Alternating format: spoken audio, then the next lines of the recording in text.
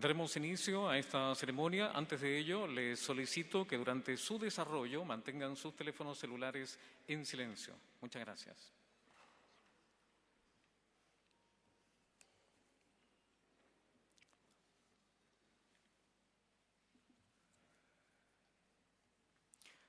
Señoras y señores, tengan todos ustedes muy buenas tardes.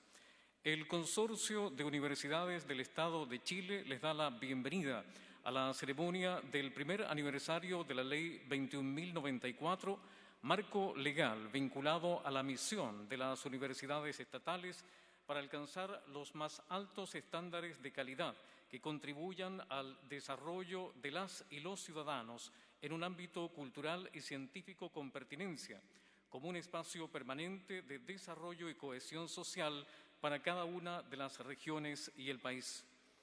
En esta ocasión será entrega por primera vez de la medalla Juan Gómez Millas, distinción que realza la labor y docencia de destacados académicos chilenos y que en esta oportunidad se ha conferido a la profesora Emma Salas Neumann.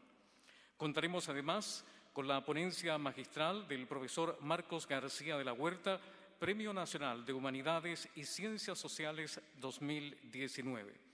Saludamos a las autoridades que presiden esta ceremonia, al presidente del Consorcio de Universidades del Estado y rector de la Universidad de Chile, doctor Enio Vivaldi Béjar,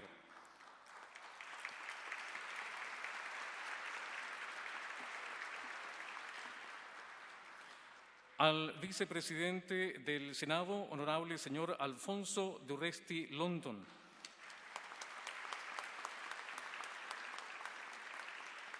al presidente de la Comisión de Educación del Senado, honorable senador Juan Ignacio Latorres Rivero,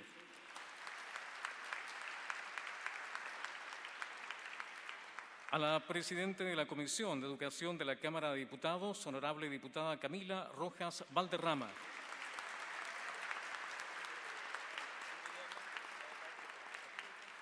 y al rector de la Universidad de Antofagasta, don Luis Loyola Morales.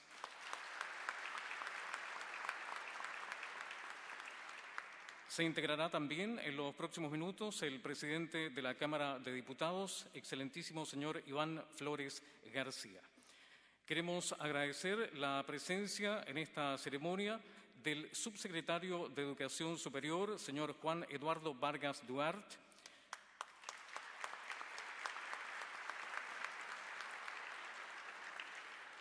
igualmente de los honorables senadores y diputados presentes en esta ocasión, al superintendente de Educación Superior, don Jorge Avilés Barros, a la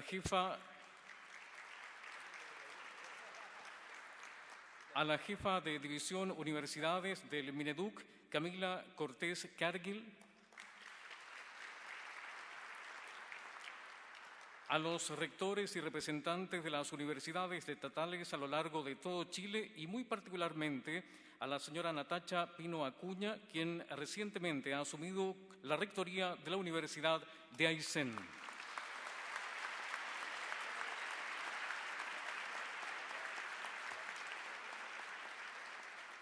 Señoras y señores prorectores, vicerrectoras y vicerrectores, decanas y decanos, directoras y directores de instituto, premios nacionales, integrantes del Senado Universitario, del Consejo de Evaluación de la Universidad de Chile, autoridades universitarias, académicos, familiares de la profesora Emma Salas, invitados especiales.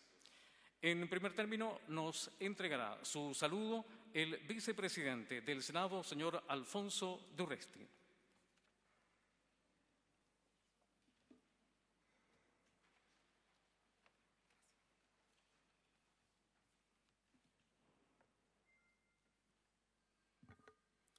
Señor Enio Vivaldi, presidente del Consorcio de Universidades del Estado de Chile y rector de mi alma mater, Universidad de Chile. Excelentísimo señor Iván Flores, presidente de la Cámara de Diputados, honorable senador y presidente de la Comisión de Educación, Juan Ignacio Latorre, Camila Rojas, presidente también de la Comisión de Educación de la Cámara de Diputados, don Juan Eduardo Vargas, subsecretario de Educación Superior, honorables senadores y senadoras, diputados y diputadas presentes, señora Marcela Letelier, directora ejecutiva del Consorcio de Universidades del Estado de Chile, profesora Emma Sala, medalla Juan Gómez Milla, estimados rectores, estimadas rectoras, autoridades universitarias, autoridades de gobierno, premios nacionales, invitados especiales, amigos y amigas. A nombre de la mesa del Senado es un honor poder participar en esta actividad y valorar que estemos celebrando esta ceremonia de aniversario de la Ley 21.094.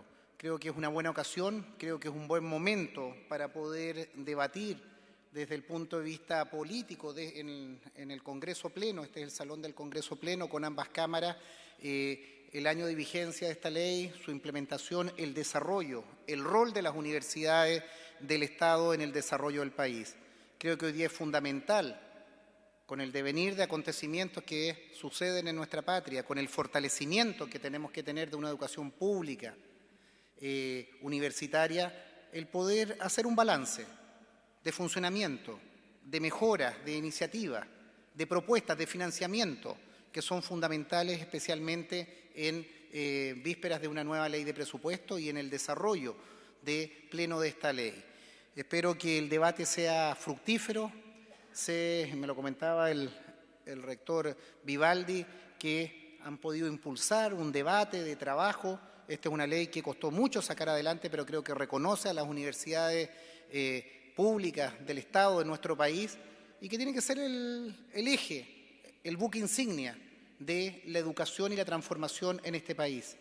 Creo que es tremendamente relevante que estén los rectores, estén los equipos académicos, pero también creo que es relevante que estén los universitarios, los alumnos, los funcionarios, que también son fundamentales para echar a andar, para desarrollar absolutamente este eje, este buque insignia que son las universidades públicas, las universidades del Estado. Por eso, animar el debate, felicitar, Enio, una vez más, que estos debates ocurran, saludar a los dos presidentes de las comisiones de educación. Me consta en ambos casos, particularmente en la Cámara Alta, en el Senado, el trabajo, el impulso que se le está poniendo en cada uno de estos temas, y creo que aquí está el centro de debate. No sustituyamos la capacidad que el Parlamento puede tener para no solo impulsar nuevas leyes para fortalecer las universidades del Estado. Cuenten con nuestro apoyo y permítanme, antes de terminar este saludo, que creo que hay un desafío pendiente. Yo represento la región de Los Ríos, donde hay una universidad pública, no estatal, pero netamente pública. Y creo que también en el Gran Concepción y creo que también en Valparaíso con la Federico Santa María. Creo que ahí hay un debate que tenemos que dar sobre esas tres universidades que, no siendo del Estado, son universidades que tienen un carácter público, absolutamente comprometido con su territorio, sin fines de lucro y vinculadas absolutamente con el territorio donde nacieron y donde son reconocidas como parte de lo público, de todos sus habitantes. Muchas gracias y que tengamos una buena jornada.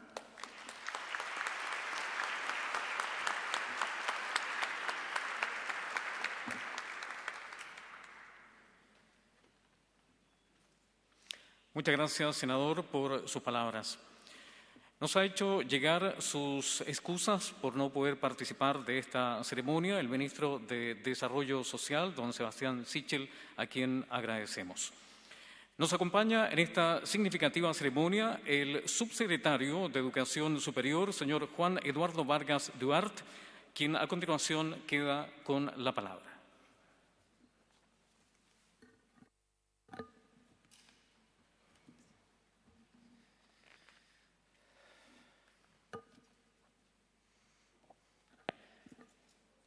Muy buenas tardes.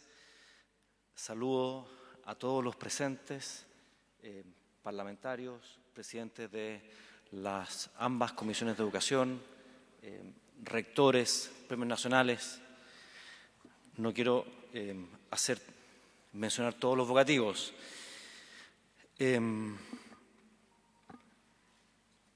Bien, a un año, poco más de un año de publicada la Ley 21.094 sobre universidades estatales, Para nosotros como Ministerio de Educación y como Subsecretaría de Educación Superior se nos hace extremadamente importante y significativo estar aquí presentes. Y aquí quiero hacer ver un par de temas que van más allá de aquellos aspectos puntuales que dicen relación con el cumplimiento de la ley. En primer lugar, lo que nosotros hemos estado construyendo a lo largo de este año, poco más de un año, es en definitiva una relación de trabajo colaborativo, extremadamente colaborativo, entre las universidades estatales y el Ministerio de Educación. Eso, si bien siempre ha existido, no tengo dudas de ello, a partir de la publicación de esta ley se establece un trabajo que debe ser aún más estrecho si cabe, estableciendo instancias propias de coordinación. ¿Qué es lo que nosotros hemos estado haciendo y construyendo en esta relación?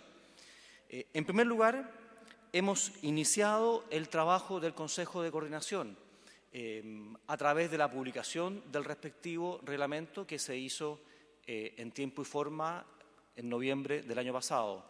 Y después de la publicación del reglamento de funcionamiento de dicho Consejo, el Consejo ha sesionado de manera ordinaria en 3 ocasiones y de manera extraordinaria en una ocasión. Adicionalmente a eso, y como parte de lo que la misma Ley 21.094 establece, el Comité del Plan de Fortalecimiento de Universidades Estatales también ha estado en funcionamiento desde el año pasado y continuando este año.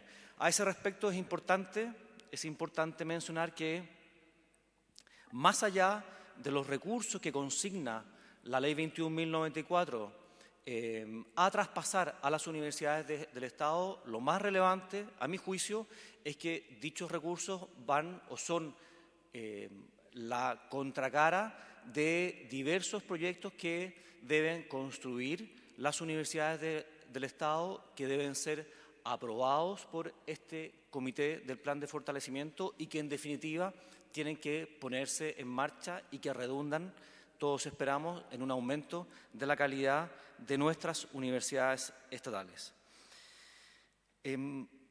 Adicionalmente, también quiero rescatar el aporte de las universidades del Estado y que va más allá de esta Ley 21.094. Quiero mencionar brevemente el rol que han jugado respecto de un caso concreto, muy puntual, pero que tiene un impacto en el sistema de educación superior y tiene un impacto, sin duda, también en el actuar del Ministerio de Educación. Me refiero a la reubicación de estudiantes provenientes de universidades en cierre. Ahí debo rescatar, y este es un rol que va más allá del Consejo de Coordinación, pero debo rescatar la labor que ha asumido la Universidad de Santiago de Chile con respecto a la reubicación de los estudiantes provenientes de la Universidad Iberoamericana. Y debo rescatar también el rol que está asumiendo próximamente, formalizándose a través de un convenio, la Universidad Tecnológica Metropolitana para la reubicación de los alumnos provenientes de la Universidad del Pacífico. A ese respecto, si bien la Ley 20.800 consagra que deben ser universidades del Estado las que preferentemente se hagan cargo de esta reubicación, no lo consigna como una obligación.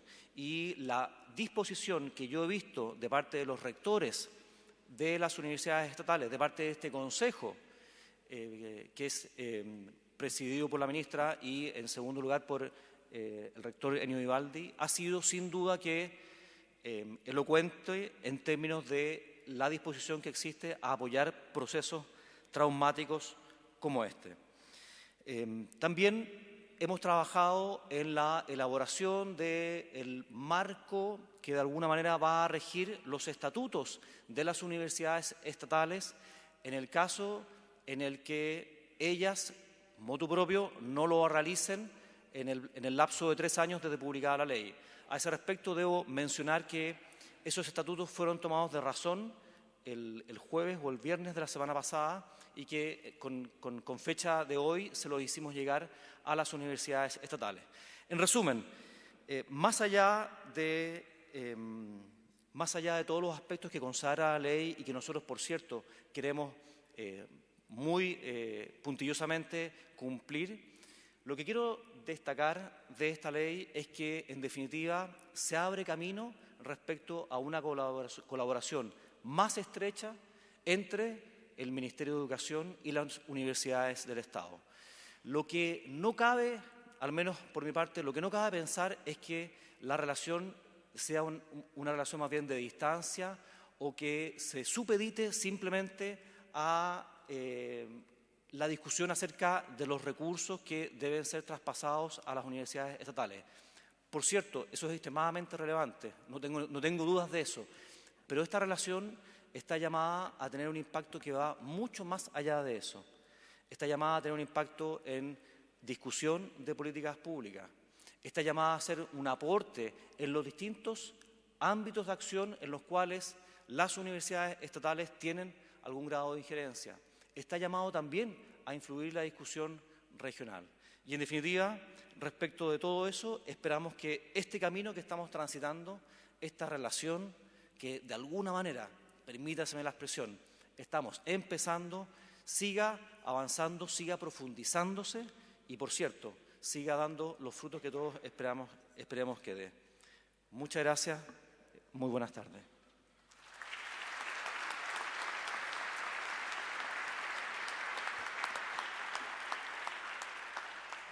Muchas gracias, subsecretario, por sus palabras. A continuación, dejo con ustedes al presidente de la Cámara de Diputados, señor Iván Flores García.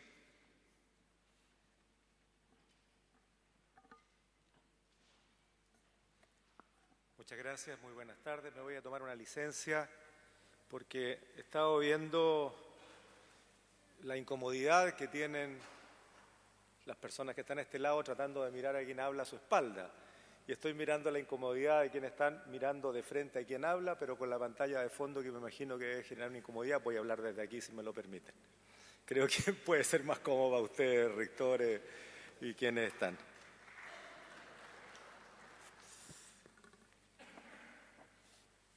Bueno, quiero en primer lugar saludar al señor presidente del Consorcio de Universidades Estatales de Chile y rector de la Universidad de Chile, rector Enio Vivaldi, al señor vicepresidente del Senado, senador Alfonso Urresti, al señor presidente de la Comisión de Educación del Senado, don Juan Ignacio Latorre, a la señorita presidenta de la Comisión de Educación de la Cámara de Diputados, diputada Camila Rojas, al señor subsecretario de Educación Superior, don Juan Eduardo Vargas, a los estimados y estimadas senadoras, senadores, diputados y diputadas presentes y a los señores rectores de las universidades del Estado. Hoy las puertas de nuestro Congreso Nacional se abren para celebrar la promulgación de una ley que constituyó un acto de justicia con las universidades de todos, las universidades del Estado de Chile, y nos reunimos para festejar que la República, a través de esta ley, reconoció el rol fundamental que cumplieron y cumplen las universidades del Estado en la construcción de la nación. El proyecto de ley que reconocemos, y cito, el origen de las universidades del Estado tiene directa relación con el proyecto de consolidación de nuestra República, porque junto con establecer un nuevo ordenamiento jurídico y político, resultaba indispensable promover el saber y el conocimiento racional, formando a ciudadanos y ciudadanas en diversas disciplinas y oficios para servir a los destinos de nuestra incipiente nación. La fundación de la Universidad de Chile en 1842, así como la creación de la Escuela de Artes y Oficios en 1849, con el único objeto de formar personas más integrales, antecedente directo de la Universidad Técnica del Estado, fundada un siglo más tarde, en 1947, constituyen los pilares que construyeron un proyecto intelectual al servicio de la nación y de sus habitantes.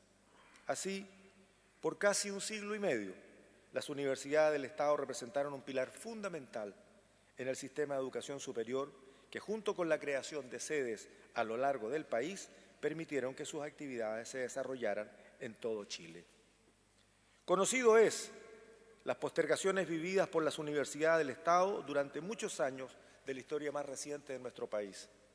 Con todo, las reformas estructurales impuestas por la dictadura en 1981 transformó el escenario de la educación superior en Chile, afectándose de forma notoria y notable el rol y el quehacer de las universidades del Estado. Además de la reducción radical del gasto real público en la educación superior y de la proliferación de instituciones privadas sin una adecuada regulación, se produjo el desmembramiento de las universidades del Estado, perdiendo éstas su carácter nacional. Fue así como la Universidad de Chile dio origen a la Universidad de Valparaíso, la Universidad de Tarapacá, la Universidad de Los Lagos, luego la Universidad Arturo Prat, la Metropolitana de Ciencia y la Educación, la Universidad de Playa Ancha a fines de los años 80 y a comienzos de los 90 se crearon respectivamente la Universidad del Biobío y la Universidad Tecnológica Metropolitana. En este marco, las universidades del Estado se vieron enfrentadas a un nuevo y complejo modelo de financiamiento vinculado a la progresiva competencia por recursos. Y de eso ustedes saben mucho más que nosotros, que estamos en otro poder del Estado. Por Dios que ha costado. A su vez, quedaron sometidas a un régimen jurídico y a un sistema de fiscalización propio de los órganos del Gobierno central, situación que ha dificultado sobremanera su gestión administrativa y financiera y también en cuanto a su organización interna, la mayoría de las universidades de Estado estaban regidas por estatutos impuestos en tiempo de dictadura. Por ello, es oportuno celebrar hoy la existencia de esta ley que reconoce y establece un marco concreto que permitirá fortalecer y preservar la tarea de nuestras universidades públicas. Esta ley reconoce la especificidad conceptual y jurídica de las universidades del Estado, explicita, o más bien explicitando el rol del Estado con sus universidades. Así, establece la posibilidad de definir asuntos específicos a las universidades. Busca contar con un pilar especial de desarrollo en cada región de nuestro país, establece las reglas básicas del gobierno universitario, así como que estas instituciones tengan un modus operandi en que estén establecidos los ámbitos colegiados o que cuente con una Contraloría interna que dependa de un Consejo Superior. Y algo fundamental que es necesario destacar es el respeto a la autonomía de las universidades del Estado. Por todo lo dicho, estimados presentes, el compromiso que la ley estableció con sus universidades y que hoy celebramos debe ser correspondido con el cumplimiento del mandato que la ley les entregó. Y por ello cito, las universidades del Estado tienen como misión cultivar, generar, desarrollar y transmitir el saber superior de las diversas áreas del conocimiento y dominios de la cultura, por medio de la investigación, la creación, la innovación y de las demás funciones de estas instituciones. Esta norma es un compromiso del país con sus universidades y de estas con la patria toda. Por ello es que me congratulo de esta celebración. Muchas gracias.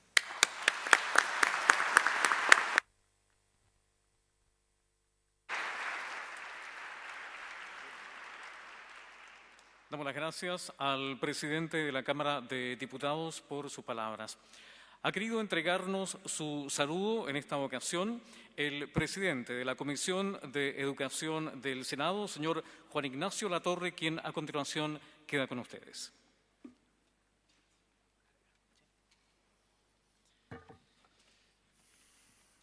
Muy buenas tardes. No tengo micrófono ahí, así que voy a hacerlo desde acá. Primero saludar obviamente a todas las autoridades, en nombre suyo, rector Vivaldi, también presidente del Consorcio de Universidades del Estado, todos los rectores, rectoras, académicos, académicas, estudiantes, colegas, parlamentarios. Un honor estar acá celebrando, conmemorando esta ley tan relevante en democracia. La educación pública en nuestro país ha sido fundamental para la construcción de nuestra república. Presidentes, ministros y nuestros 2 premios Nobel de Literatura realizaron sus estudios superiores en universidades públicas. Si bien en sus inicios la educación superior pública fue formadora de élite, desde mediados del siglo XX ella apostó por formar a las grandes mayorías de nuestro país en un proceso de ampliación gradual, progresivo, que se vio abruptamente interrumpido de manera violenta por el golpe de Estado de 1973, que esta semana volvemos a recordar, a hacer memoria.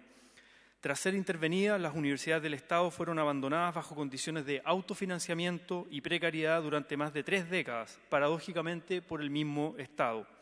Durante el proceso de mercantilización de la educación superior, emprendido por la dictadura y, hay que decirlo, administrado en democracia, no solo se obligó a la educación pública a competir en el mercado educativo, sino que además se le forzó a hacerlo en desigualdad de condiciones, en razón de las restricciones que se le han impuesto por ser un servicio público, entre comillas. Si bien los esfuerzos por enfrentar esta mercantilización y por defender la educación pública datan de los mismos años 80, recién a comienzos de nuestra década la disputa por defender la educación pública del mercado cobra mayor relevancia. Las movilizaciones sociales, por ejemplo, desde el año 2011 en adelante, impugnaron el mercado de la educación, apuntando a la necesidad de reconstruir y expandir el sistema de la educación superior pública. Educación pública, gratuita y de calidad para todos es una frase, es una consigna a la que nadie en este país es ajeno y representa una victoria sobre un sentido común heredado de las lógicas neoliberales que nos fueron impuestos por la fuerza. Durante el segundo gobierno de la presidenta Michelle Bachelet se intentó responder a estas movilizaciones. La ley que nos toca conmemorar hoy surge en el marco de la discusión sobre la Ley de Educación Superior, siendo una iniciativa separada por razones de tramitación legislativa. Esta separación y el hecho de que la ley haya sido promulgada previo al término de dicho gobierno dan cuenta de que si bien se emprendió un esfuerzo significativo, la educación superior pública quedó en buena medida relegada del debate nacional. Es preciso destacar que la Ley de Universidades del Estado avanzó en aspectos sensibles para el sistema, como la necesaria flexibilidad en el uso de recursos, desburocratización de procesos y reafirmación de su autonomía y misión pública que anteriormente ya se ha comentado. Es relevante mencionar también el establecimiento de normas comunes para las universidades del Estado, regulando el funcionamiento y las relaciones al interior de las comunidades universitarias. Pese a lo anterior, la ley presenta todavía importantes desafíos. Uno de estos desafíos, y lamentablemente uno de los principales, dice relación con el financiamiento de la educación superior pública. Si bien se emprendieron esfuerzos para aumentar los fondos basales para el financiamiento de las universidades del Estado, este financiamiento sigue siendo a la demanda. El financiamiento de la demanda sigue siendo preponderante. Como fuerzas políticas emergentes, que nos toca estar hace poco tiempo en el Parlamento, estamos convencidos de que la educación es un derecho social y sobre todo la educación superior pública debe ser gratuita como existe en muchos países del mundo, de acá de América Latina y países también de la OECD con los que nos gusta compararnos. La forma en que esta gratuidad se implementa no es trivial. Frente a los problemas que tienen actualmente las instituciones de educación pública, es necesario avanzar en un sistema de financiamiento desarancelizado, superando la lógica del voucher, al menos para la educación pública. De este modo, el debate educacional superaría la discusión presupuestaria año a año a la que nos vemos obligados y enfrentados en un próximas semanas, próximos meses. Es preciso reconstruir y ampliar la educación pública. Los problemas a los que nos enfrenta el mercado educativo nos exigen que para garantizar el derecho a la educación fortalezcamos la educación superior pública. Para ello es preciso avanzar al menos las siguientes medidas: dar un trato preferente por parte del Estado a sus universidades públicas, enfrentar la estructura deficitaria de nuestro sistema de financiamiento, ampliar la matrícula de la educación superior pública de tal modo de avanzar a un sistema de educación a lo menos mixto y enfrentar la hegemonía privada en la matrícula, avanzar en la democratización al interior de todas nuestras instituciones, abogando por una triestamentalidad efectiva, erradicar toda desigualdad por razón de género en el acceso a desenvolvimiento académico en las universidades, poniendo énfasis en la prevención y buen manejo de cualquier tipo de violencia de género. En definitiva, que la educación superior pública le asegure a todos y todas, sin distinción, una vacante de calidad. Por último, las universidades del Estado se han enfrentado a múltiples crisis, tanto internas como externas. Reducir estos problemas tan solo a cuestiones puntuales o a casos aislados implica desconocer el sostenido abandono que ha provocado un profundo deterioro de muchas de estas instituciones o a la privatización de áreas importantes para autofinanciarse. Frente a esto, es necesario recuperar la educación superior pública para que ésta esté al servicio de un modelo de desarrollo integral de la nación.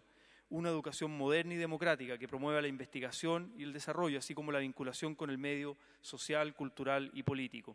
Si bien la ley de universidades del Estado podría constituir un avance, creemos que es un avance en la dirección correcta. Este trato preferente aún queda mucho por hacer realidad esta deuda que el Estado de Chile tiene con sus universidades. Muchas gracias.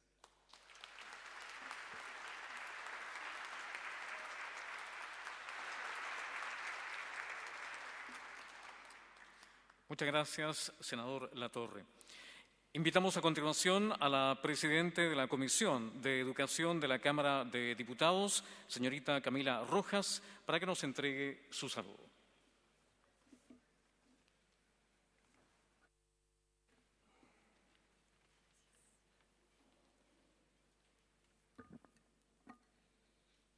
Hola, buenas tardes. Presidente del Consorcio de Universidades del Estado y rector de la Universidad de Chile, señor Enio Vivaldi Béjar, demás rectores y rectoras aquí presentes, presidente de la Cámara de Diputados, señor Iván Flores García, subsecretario de Educación Superior, señor Eduardo Vargas, presidente de la Comisión de Educación del Senado, señor Juan Ignacio Latorre, premios nacionales, invitados, amigos y amigas que están aquí presentes.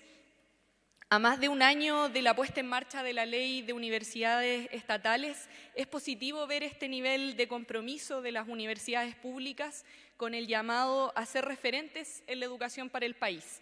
La convocatoria y organización de este evento son ejemplos de aquello.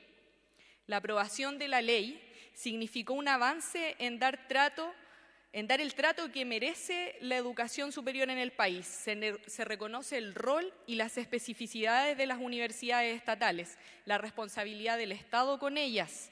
Se crea el Consejo de Coordinación de Universidades del Estado. Se entrega un fondo de fortalecimiento para estas instituciones. Se tipifica el acoso sexual y laboral asignándoles un procedimiento de respuesta adecuado y se elimina algunos procedimientos burocráticos, entre otros aspectos relevantes. La aprobación de esta ley es sin duda un avance. Sin embargo, todos y todas aquí sabemos que hay pendientes. Yo me atrevo a mencionar 4. Financiamiento, ya lo mencionaban anteriormente, las dificultades que significa para las universidades depender del voucher, depender de financiamiento que se destina a los estudiantes y no tener mayor estabilidad. En segundo lugar, el vínculo con la sociedad. En tercer lugar, la equidad de género. Y en cuarto, la democracia universitaria. Y me detengo en este último. Con fecha 3 de septiembre, la Contraloría General de la República tomó razón del decreto con fuerza de ley número 4, donde se establece el Estatuto General sobre organización, gobierno, funciones y atribuciones de las universidades del Estado. Y es que las universidades del Estado constituyen una referencialidad para el país, un factor de la nación. Es ahí donde quienes habitamos este país podemos encontrar experiencias o herramientas que ayuden en la construcción de una mejor sociedad. En un país heredado por la noche autoritaria y donde el mercado se ha colado hasta en los aspectos más esenciales de nuestras vidas, son espacios como las universidades en los que la democracia aparece como un camino posible. Por ello, es una tarea ineludible de las universidades del Estado construir una democracia interna ejemplar, que sea referencia para toda la nación, dejando atrás el decreto con fuerza de ley 149 del año 1981. Estamos llamados y llamadas a poner toda nuestra disposición para trabajar en el fortalecimiento de la educación pública, en el fortalecimiento de las universidades del Estado. A dicho llamado debemos responder a diario. A dicho llamado nos sentimos convocados y convocadas quienes estamos aquí presentes. Muchas gracias.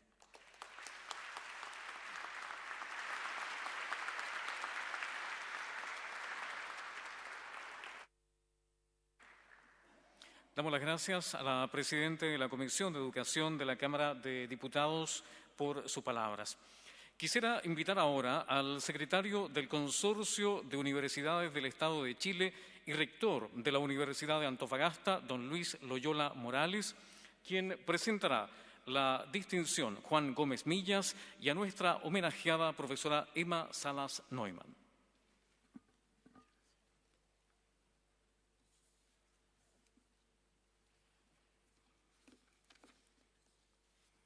Muy buenas tardes a todas y a todos.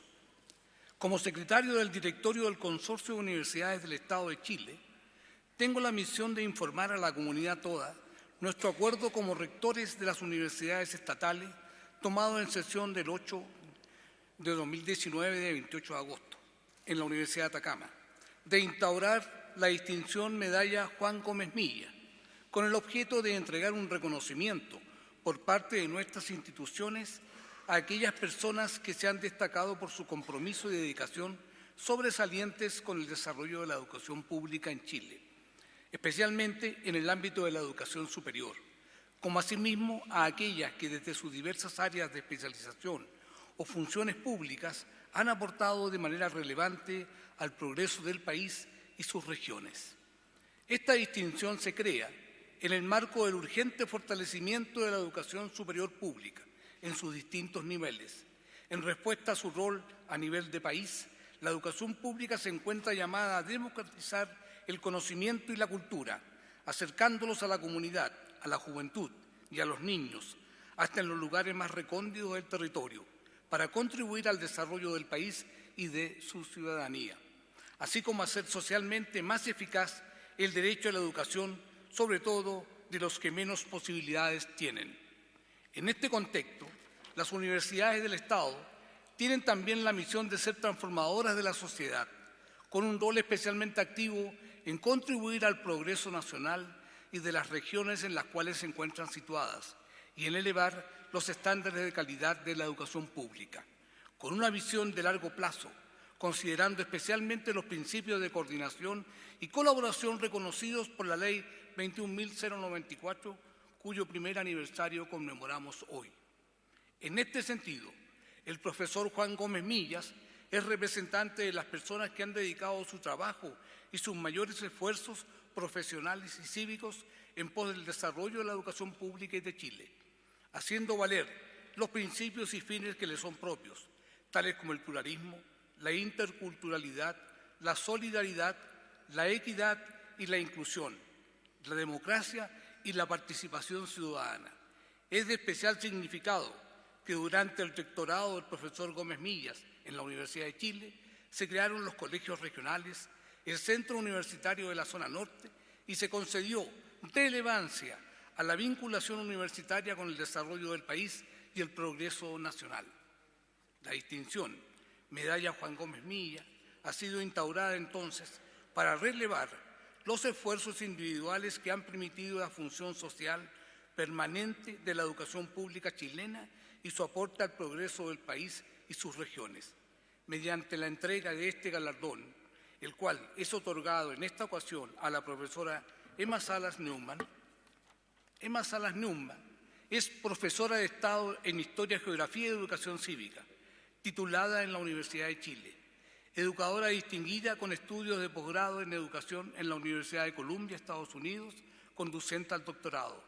Es especialista en orientación escolar, con un magíster y un diploma profesional de la especialidad obtenido en el Teachers College de la Universidad de Columbia y estudios de perfeccionamiento en educación de adultos en universidades británicas, además de la docencia en la Casa de Bello, que desarrolló su facultad de Filosofía y Educación.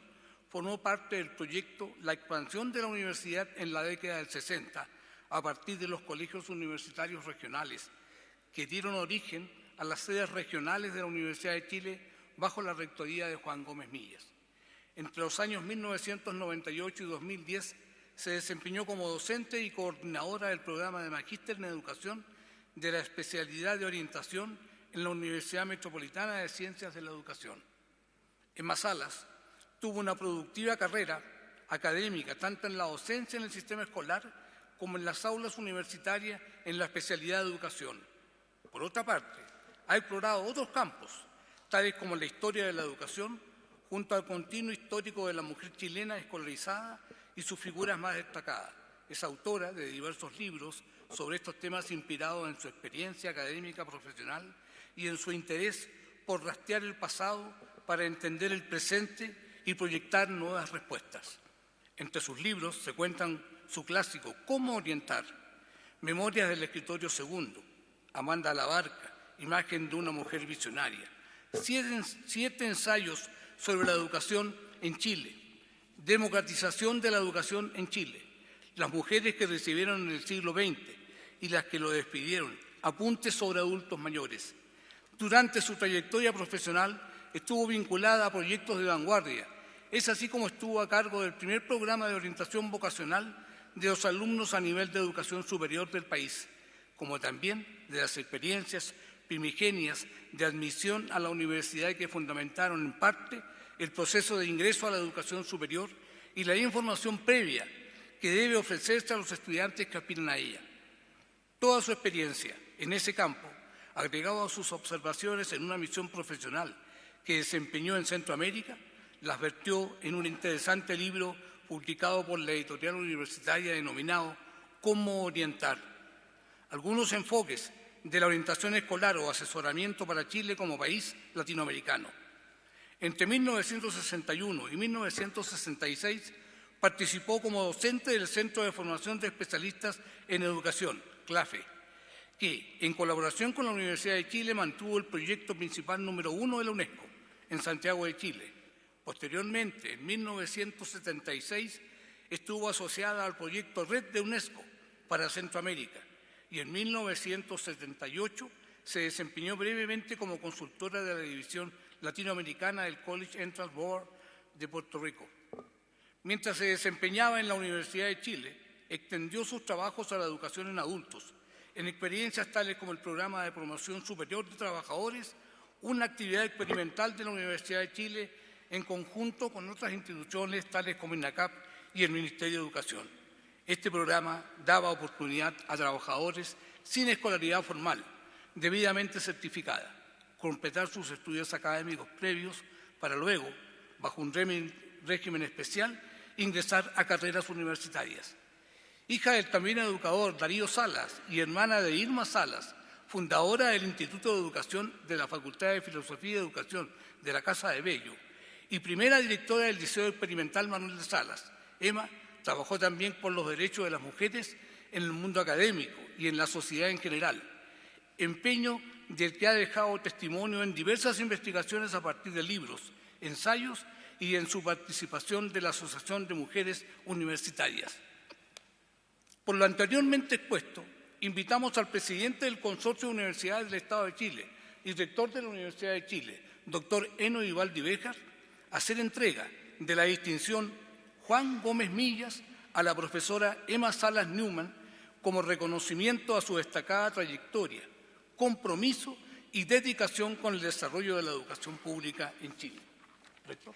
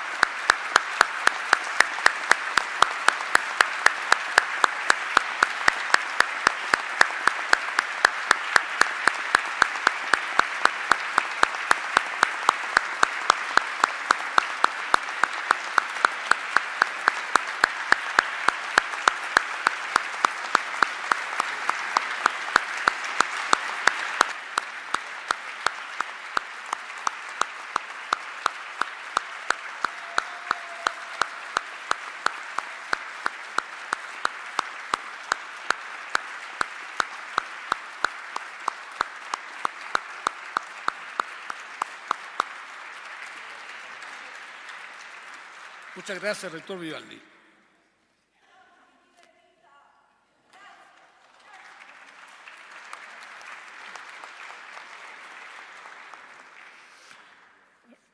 La profesora Emma Salas nos brindará a continuación, tras la entrega de este merecido reconocimiento, algunas palabras.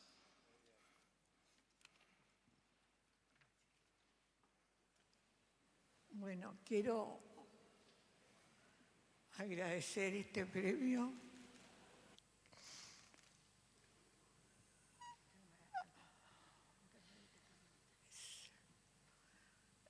he recordado los esfuerzos del rector Gómez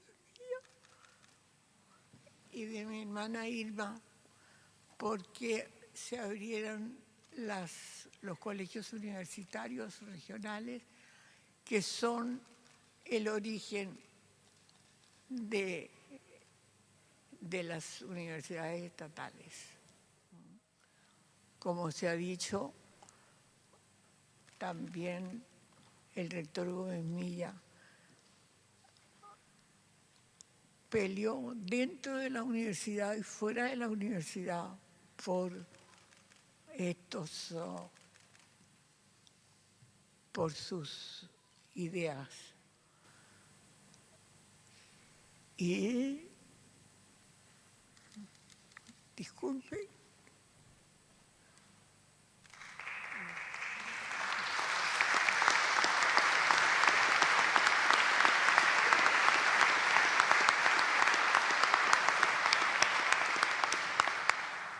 Él negoció con los países, digamos, no los países, las provincias en que se fundaron estos colegios, cuyo buque insignia fue el Colegio Universitario de Temuco. Posteriormente, yo conocí mucho a don Juan Gómez Milla, porque fue mi profesor de Historia Universal, que nos hacía soñar. Y él soñó también con que los jóvenes que venían a la capital a estudiar o a Concepción no se quedaran o no volvieran a sus provincias. Por eso fundaron el Colegio de Temuco. Juan Gómez Milla, yo lo conocí cuando era estudiante en el Liceo 1 de niñas, porque su esposa hacía clase de inglés, la Madame Gómez le decía. Y también al morir mi padre encontré una carta de él hacia mi mamá en que decía que en Berlín se había encontrado con un prometedor profesor chileno que era Juan Gómez Milla, nada menos. Yo en esos tiempos era una adolescente nomás. Bueno, como ustedes comprenderán, para mí es un compromiso enorme este premio. Y lo agradezco al rector de la Chile, que es mi universidad preferida, por supuesto, pero no la única,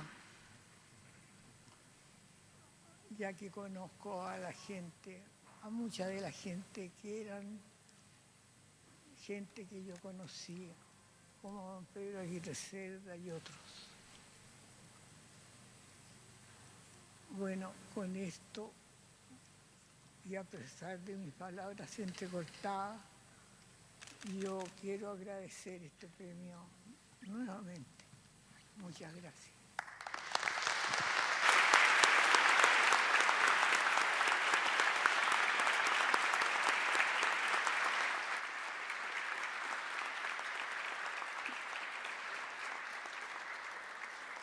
Muchas gracias, profesora Emma Salas, y nuevamente felicitaciones por tan merecido reconocimiento. Señoras y señores, tengo el honor de dejar con ustedes a continuación al señor Marcos García de la Huerta, Premio Nacional de Humanidades y Ciencias Sociales, quien ha preparado la siguiente ponencia para esta jornada.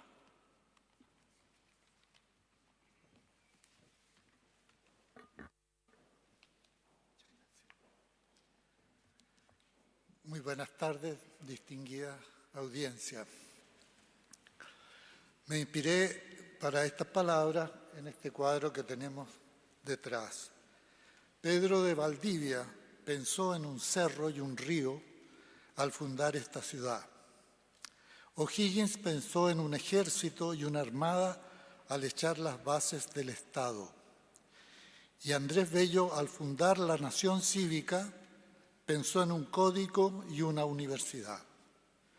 La complejidad creciente de estos objetivos responde a imperativos distintos: vigilar, resguardar y asear en un caso, cuidar y defender el suelo y el mar, instaurar el gobierno de las leyes y formar al ciudadano sapiente y consciente en el tercer caso. Ante las urgencias y apremios del presente, estos asuntos parecen remotos, pero los comienzos son siempre momentos de construcción, de identidad y de instituciones. Las sociedades crecen desde sus raíces y lo que está a la orden del día es una desinstitucionalización brutal. Nos amenaza en las vísceras y la universidad no está a salvo. Recordar es curar y la autocomprensión que Freud nos enseñó como método de la cura aplica también de otro modo en la autocomprensión ética y política de un colectivo. Por lo demás, nada está hoy asegurado, ni la continuidad del mundo ni la de nuestra residencia terrestre. Es insólito, pero es así.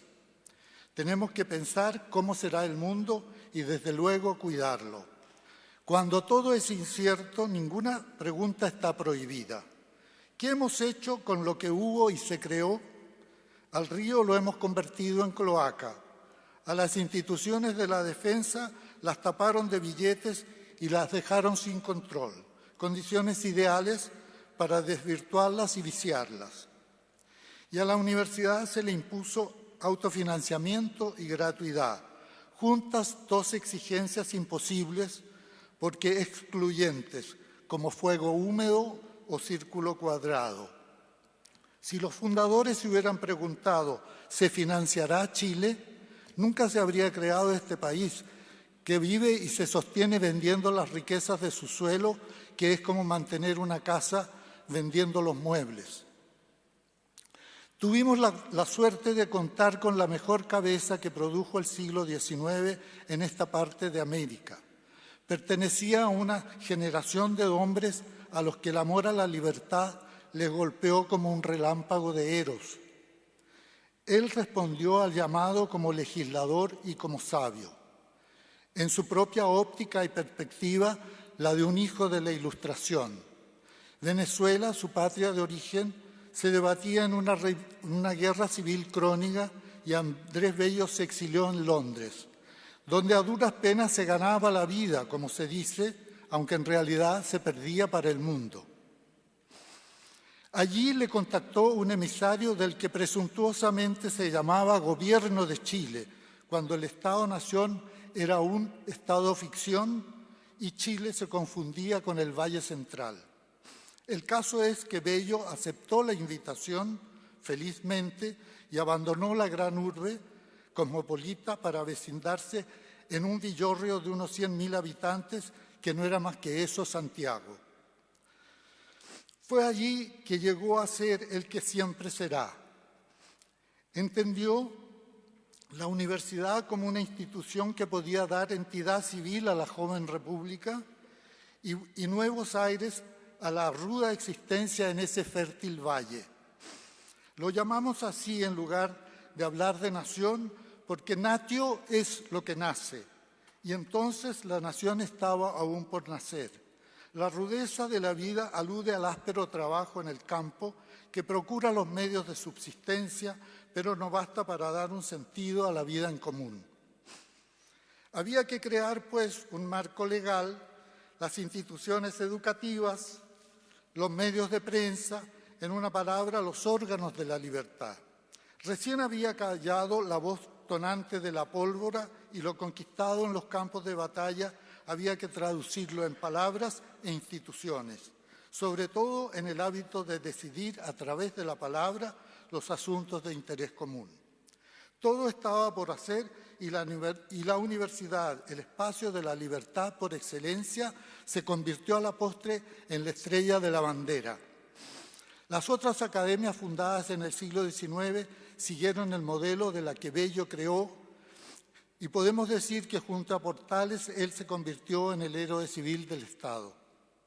Y a juzgar por la vastedad casi inverosímil de sus intereses intelectuales y las funciones que desempeñó en una suerte de intelectual orgánico de la República Conservadora. El testimonio de Ramiro de Ávila puede dar una idea de su abrumadora presencia pública.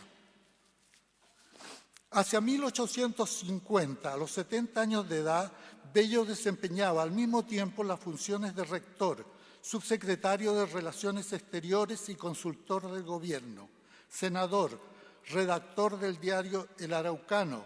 Además, trabajaba intensamente en la elaboración del Código Civil y en sus obras de derecho, de filología y sus producciones literarias. Hasta ahí la cita. Además de ser la cumbre del castellano durante el siglo XIX, según la Enciclopedia Británica, una obra redactada con la documentación y sobriedad propia de la mejor prosa académica, que aborrece la lisonja y la exageración, Bello habría sido the intellectual father of South America.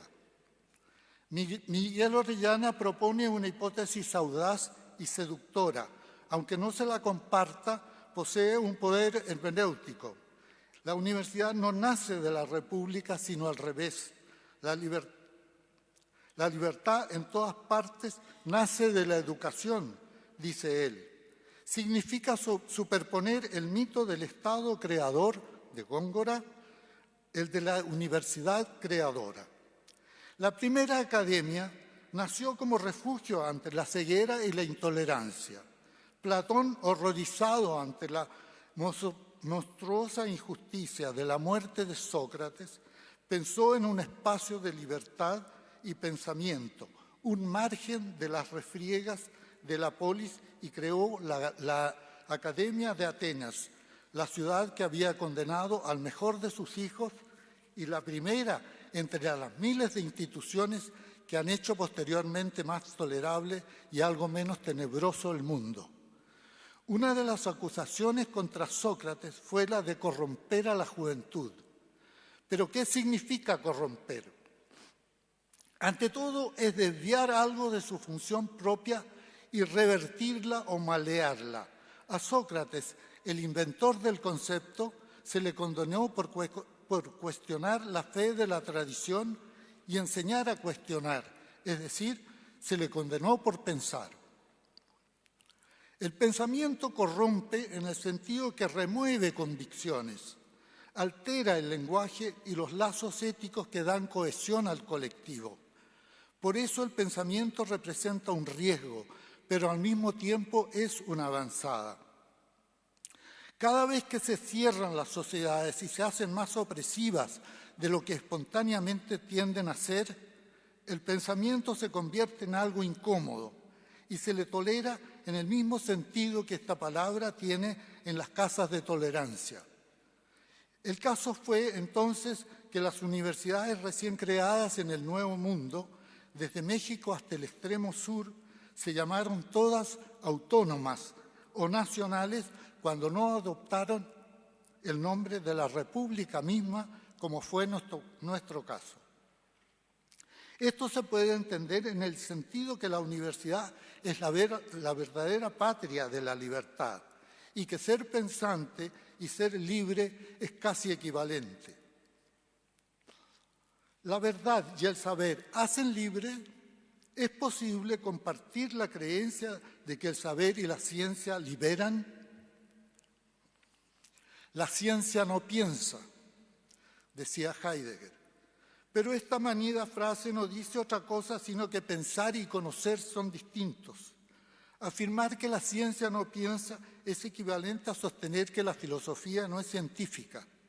Y esto no implica ningún menoscabo, porque ser docto o sapiente como se dice, ser entendido en algo, no es lo mismo que ser consciente o pensante. Es afirmar que la universidad es distinta, pero inseparable de la ciencia. Yo diría, además, es ciencia. En otras palabras, la universidad no puede existir sin ciencia, pero no puede convertirse en una institución solo científica, o solo tecnológica, o solo profesional. En este punto, permítanme invocar la experiencia que hicimos en el Centro de Estudios Humanísticos de la Facultad de Ciencias Físicas y Matemáticas de la Universidad de Chile. Tomaré este ejemplo no porque sea ejemplar, sino más bien para reflexionar sobre lo que allí se propuso e intentó. Un caso singular, en efecto, puede constituirse en regla y revestir en tanto ejemplo una función ejemplarizadora, modélica. En el derecho, la excepción adquiere rango de regla o, como se dice en jerga jurídica, sienta jurisprudencia. En el relato del paciente, lo más revelador a ojos del analista es la escena omitida en el relato. Esa experiencia borrada es la que da la pista, como el tachado de un texto que muestra lo prohibido de lo querido. Inicialmente, en fin, un ejemplo banal. Un resto de ratón en una bebida no requiere de otro caso para suspender el consumo. Lo que quiero decir entonces es que ese intento de formar a los ingenieros en materias humanísticas no sienta jurisprudencia, pero en ningún caso fue como el resto de ratón en la bebida. La necesidad de formación humanística en los ingenieros y en las profesiones no fue en modo alguno una experiencia crucial fallida. Que haya sido un intento realizado con los futuros ingenieros sí puede servir de ejemplo, porque puede procurar algunos elementos para la comprensión de la propia práctica de otras profesiones, pero está más vigente que nunca en el campo de la ingeniería, porque la tecnología no es solo un medio o instrumento de la producción y la productividad, es también una forma de normar el mundo, más poderosa e imperativa quizá, aunque menos aparente, que la misma legislación. El argumento que resta competencia al especialista en virtud de que posee un saber local y parcial es correcto, pero ingenuo y hasta peligroso. No tiene suficientemente en cuenta las transversalidades creadas entre los saberes. Tampoco considera la potenciación del poder sobre la naturaleza y la sociedad que genera el desarrollo del conocimiento. La ingeniería es la práctica transformadora del mundo por excelencia. Como cualquier práctica humana, produce efectos no deseados. Por eso reviste interés no solo para los especialistas. Las leyes dictadas al menos tienen lugar en oráculos y parlamentos donde se las establece a través de la discusión y el diálogo. Pero el modo de pensar ingenieril despoja las prácticas profesionales de su significación pública en sentido amplio y resalta solo su significado instrumental, de modo que reemplaza el sentido por la utilidad, provoca un vaciamiento del significado. Carl Mitcham ha mostrado a través de una serie de trabajos lúcidos y brillantes la cada vez más imperiosa necesidad de abordar los aspectos éticos y políticos de las ingenierías. Si a las humanidades se las cultiva por su valor intrínseco, más que por su valor instrumental, con las ingenierías ocurre al revés. Poseen gran poder instrumental y la cuestión es si proponer a los ingenieros otros modos de pensar posee valor intrínseco, porque no se trata de superponer un deber ser a lo que es. Tampoco, como se dice, de descuadrar a los ingenieros como si tuvieran algo que redondear. Es el ciudadano ingeniero el que ha de ser interpelado y formado, más que un imaginario e inexistente ingeniero puro. Eso es por lo menos lo que intenté cuando enseñábamos filosofía a los ingenieros. No es lo mismo que ocurría en la carrera de ingeniero comercial, por lo menos quienes elegíamos seguir la especialidad de economía en lugar de administración. Lo que teníamos presente era la economía nacional. Se enseñaba mucha matemática, trigonometría, cálculo y estadística, pero la dimensión pública de la práctica profesional nunca estaba ausente en materias como desarrollo económico, política fiscal, derecho del trabajo, política monetaria, comercio internacional, etc. No era, pues, cuestión de agregarle algo distinto al saber profesional, porque este ya de suyo contenía un significado público.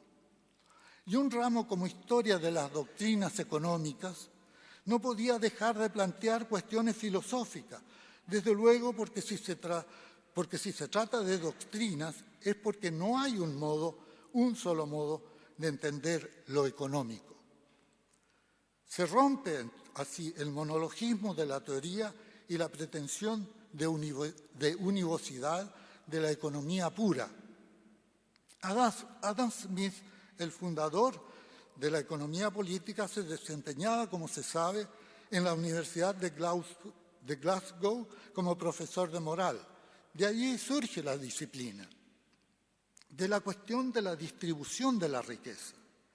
Uno no se arrepiente de haber estudiado economía, desde luego, porque la disciplina ayuda a entender cómo funciona el mundo y porque forma la mirada y la sensibilidad para lo público. Este ejemplo tiene ese significado. No es un elogio de los economistas, sino una ejemplificación de que la formación profesional, en su caso, procura elementos de los que carecen otras ingenierías y otras profesiones, pero que los ingenieros y tecnólogos requieren más que nadie, porque son las profesiones que mayormente inciden en la construcción del mundo, y la ideología espontánea de esas profesiones tiende a omitir su normatividad implícita y los efectos sociales, ambientales y demás de su propia práctica. La idea de que la tecnología es neutra porque solo es ciencia aplicada es la formulación más cruda de esta omisión. No quisiera recargar más su atención, solo sintetizar estas palabras sobre la amenaza de la desinstitucionalización, enfatizando dos aspectos. Los comienzos son momentos de institucionalización, los comienzos. En este aspecto, en la creación de instituciones como la universidad, tomamos a Bello como figura historial, es decir, de significado emblemático permanente, y enfatizamos el lugar de las humanidades en el espacio público, más allá de su valor intrínseco y su significado ético y estético, por su contribución a la formación del profesional ciudadano, una figura no antitética con la del ciudadano profesional. Especial mención merece la profesión de ingeniero por la razón que acabo de señalar, es decir, que es la profesión constructora del mundo por excelencia. Muchas gracias.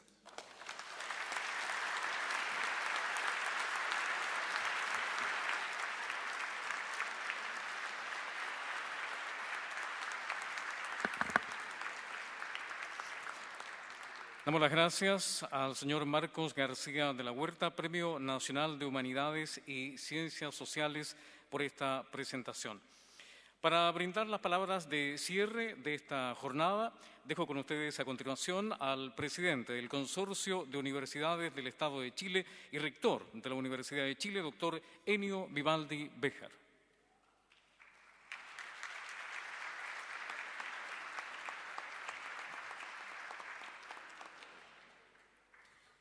Muchas gracias a todas y todos. Es un momento de gran emoción para todos nosotros.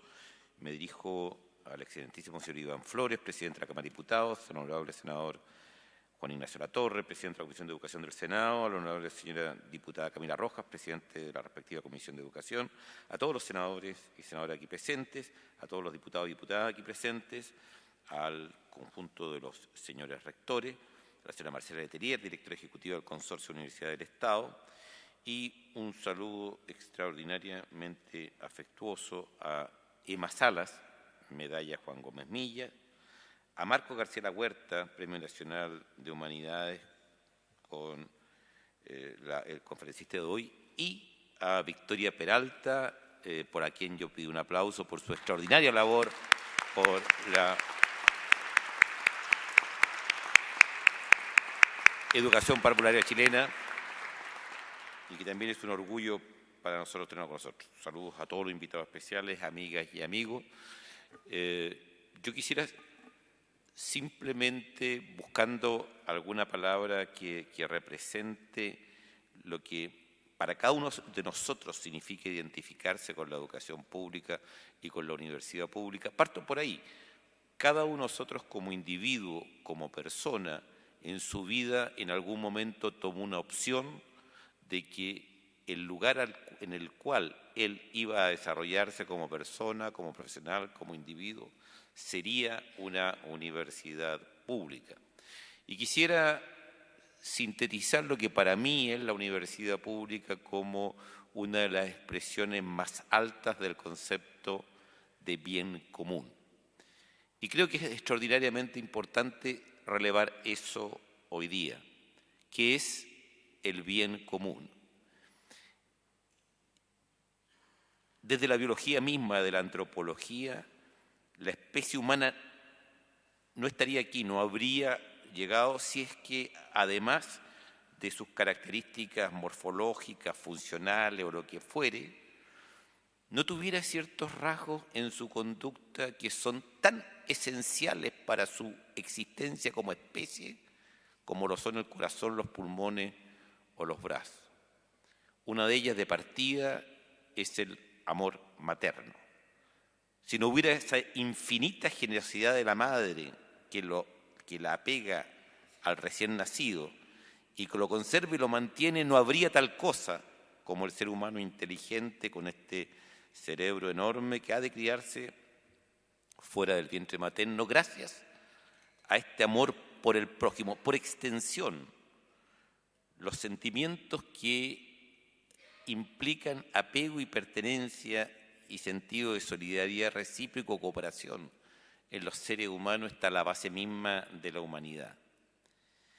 Yo creo que la historia también de las ideas, y en gran parte motivadas por sustrato, por razonamientos que vienen quizás desde la economía, pero en muchas veces se ha perdido esa noción.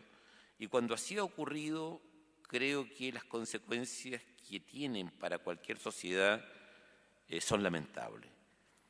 No creo que hayan mejores ejemplos de apego a un bien común que es la idea de educación pública, la idea de pertenencia, de respeto, de inclusión, de igualdad de oportunidades. Me atrevería a decir que detrás de la idea de educación pública hay una piedra angular para todas las ideologías políticas, lo que haría muy extraño que cualquier ideología política sintiera que lo público le es contrario. No se me ocurriría que sin educación pública pudieran prosperar las ideas de igualdad o de equidad que propone el socialismo. Tampoco que pudiera hacerse realidad cuando el liberalismo habla de que todos los seres humanos tienen derecho a desarrollarse como individuos. No creo que eso sería posible si no hubiera una instancia que de verdad permitiera que el talento de cada uno se desarrollara, que es lo que intenta garantizar la educación pública. Tampoco creo que conceptos que para algunas ideologías son cruciales, como el concepto de nación y que todos pertenecemos a una nación, fuera factible si no tuviera esta experiencia que es el tener gente de las más diversas ideologías, credos, condiciones socioeconómicas unidas bajo el amparo de lo que ofrece la educación pública. Y es por eso que creo que en la fase universitaria es cuando esa educación pública se expresa a plenitud en su compromiso con el desarrollo de nuestras regiones, de nuestro país.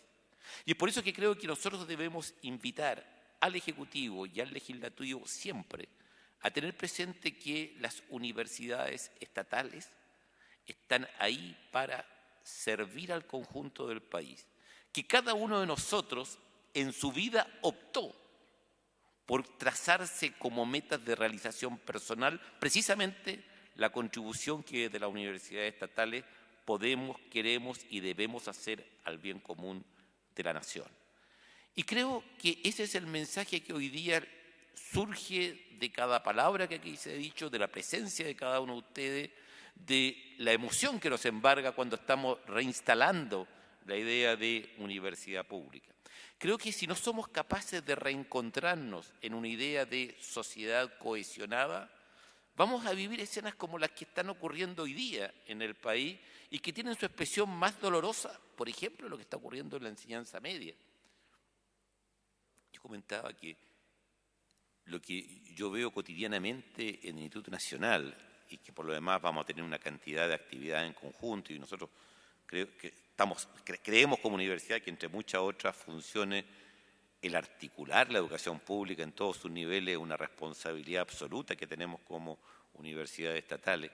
Pero yo sinceramente los invito a que mediten lo que significa, y a mí me gusta plantearlo desde el punto de vista de alguien que estuviera en el diván de un psicoanalista y le dijera a su psicoanalista: mire, doctor, anoche tuve un sueño más raro que podría tener y que no logro entenderlo ni explicarlo.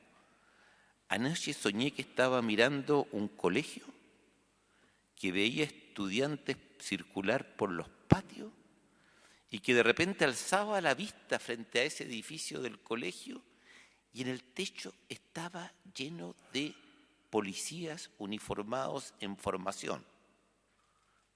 Díganme si esto no parece algo arrancado de una película de Buñuel o la obra de una idea propia del surrealismo. Entonces, no podemos permitir que ese tipo de situaciones pasen a ser cotidianas, inventariables. Y pienso muy responsablemente que el antídoto a eso es precisamente reforzar uno de los puntos angulares que como universidades estatales hemos levantado durante todos estos años, que nosotros no creemos que los seres humanos son mejores en la medida en que consideren que los otros son sus rivales, sus antagonistas, que nosotros propendemos a la colaboración tanto entre las personas como entre las instituciones, que las universidades estatales nos debemos a la sociedad en la cual estamos inmersas y a ellas son las que son la razón de ser de nuestros esfuerzos, y que para eso tenemos que colaborar articuladamente entre nosotros, entendiendo que la complementariedad hoy día es necesaria, que hay que romper barreras como especialmente los silos de los saberes, que tenemos que hacer universidades mucho más transdisciplinares, y eso implica también una actitud de apertura incluso a las disciplinas contiguas. El médico tiene que entender que muchos de los problemas que él aborda no los va a poder resolver si no convergen psicólogos, arquitectos, abogados, etc. La transdisciplinaridad es clave incluso desde ese punto de vista que aparentemente es puramente técnico. El tema de colaboración y complementariedad versus rivalidad y competencia se hace prístino. Y es por eso que este es un momento, creo, muy importante para nosotros, pero mucho más importante para lo que para nosotros es lo más importante que en nuestro país.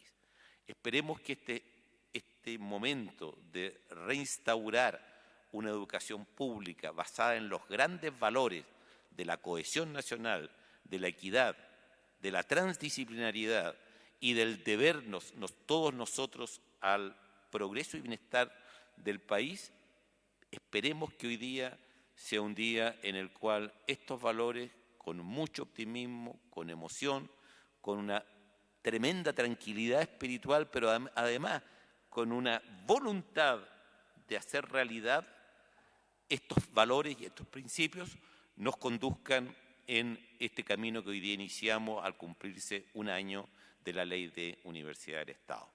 Muchas gracias.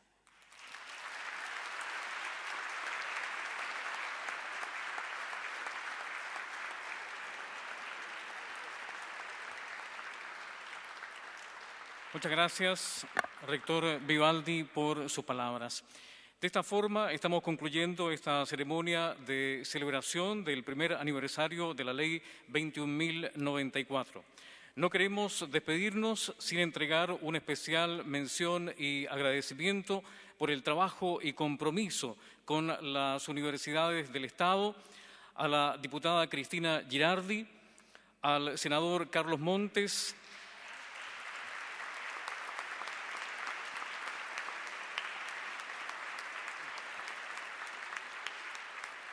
a la senadora Jasna Proboste,